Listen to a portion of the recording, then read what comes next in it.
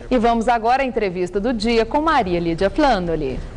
Terminado o julgamento dos réus do chamado mensalão, magistrados definem as penas dos condenados em meio a elogios e críticas. Hoje nós recebemos o jurista Luiz Flávio Gomes para falar sobre esse histórico julgamento na mais alta corte do país. Eu agradeço muito sua presença. Queria começar inicialmente com uma decisão da defesa dos réus na questão da condenação por formação de quadrilha, que foi por uma margem estreita de 6-4.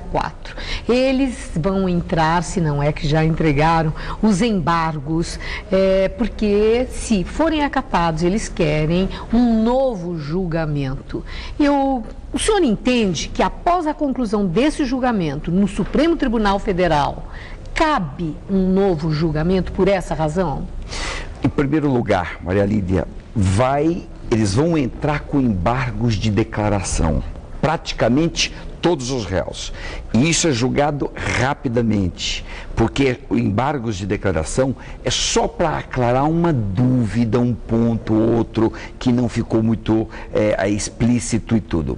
Em seguida, todos os réus que receberam 4 votos favoráveis, todos, têm direito de embargos infringentes. Isso significa novo julgamento pelos 11 ministros. Digo 11 porque, quando for julgado, os 11 já estarão, o Supremo já estará com 11. Então, vai ser julgado novamente. São 2 recursos distintos. Quer dizer, se acatado. O embargo infringente. Se acatado, haverá novo julgamento. Não. O julgamento já é julgando os embargos infringentes. Já é julgando. Portanto, entra com o recurso, vai a novo julgamento. Mas somente naqueles crimes que tiveram 4 votos. Somente.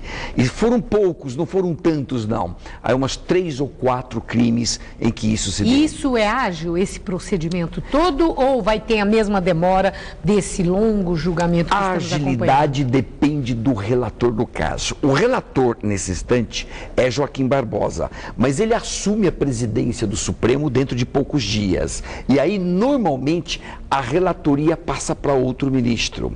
Aí o relator é que dá a pressa, sim ou não, e se faz rápido ou não. E deverá ser Lewandowski, se for o caso, ou algum outro? Não, normalmente o revisor passa a ser o relator. Portanto, então, será o Lewandowski. Se houver novo julgamento. Que importância tem isso, Maria Lídia? É que, enquanto não julgado esses recursos, o embargo de declaração e infringentes não pode ir para a cadeia. Ninguém vai para a cadeia antes de terminar o julgamento. E a questão da prescrição de pena? Está contando o tempo para a prescrição de pena durante a demora no julgamento, todo esse procedimento? Isso conta como tempo também? Toda prescrição só tem relevância se a pena de um crime for até 2 anos. Fora disso, acabou, porque com a publicação do acórdão do Supremo, do julgamento, acabou, volta a zero, conta tudo a partir de zero. Passa a ser 1 dia, 2 dias, 3 dias. Portanto, só o importante agora é que a pena que está fixando hoje, amanhã, depois, não vá até 2. Tudo até 2 já prescreveu, mas prescreveu pelo tempo passado. Não daqui para frente. Mas acima de 2, no momento, até o momento, todas as penas estão acima de 2. E a gente sabe por quê. Acima de 2, porque é para não dar prescrição. O ex-ministro José Dirceu protestou contra a condenação dele. Ele disse que não chefiou, não fez parte de quadrilha, que, no entender dele, ele foi julgado sem que o Supremo Tribunal observasse as provas que estavam nos autos. O próprio ministro Celso de Mello já havia rebatido esse tipo de argumento, entendendo que o relator havia contemplado as provas de maneira muito clara e suficiente para a configuração dos crimes onde réus foram condenados. Para o senhor, o Supremo condenou sem provas? Não. Os casos que foram condenados devidamente, corretamente. O ex-deputado José Dirceu está exercendo um direito de falar, liberdade de expressão, mas onde foi condenado, foi condenado. O que ele tem é direito a alguns recursos daqui para frente. Aí sim. Também o ex-ministro José Dirceu, condenado, né, nesse julgamento, disse que o que está em jogo no Supremo são as liberdades e garantias individuais. Que ele entende que daqui para frente, e ele tem um temor muito grande, que com a jurisprudência que foi firmada nesse julgamento pelo Supremo, que muitos brasileiros inocentes como ele possam ser condenados, Brasil afora. O senhor tem esse temor? Não chego a esse extremo do ministro José Dirceu.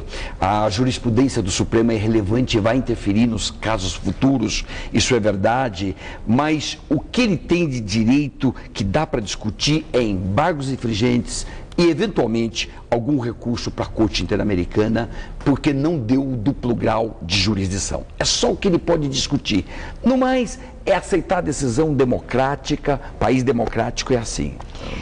Há também um argumento por parte não apenas de réus condenados, daquele núcleo político do PT, mas de parceiros, né, do partido, aliados, como também alguns membros do seu setor da área jurídica, que entendem que o Supremo condenou vários desses réus, cometendo algumas inconstitucionalidades, e que este julgamento tem um forte cunho político, um julgamento num tribunal de exceção.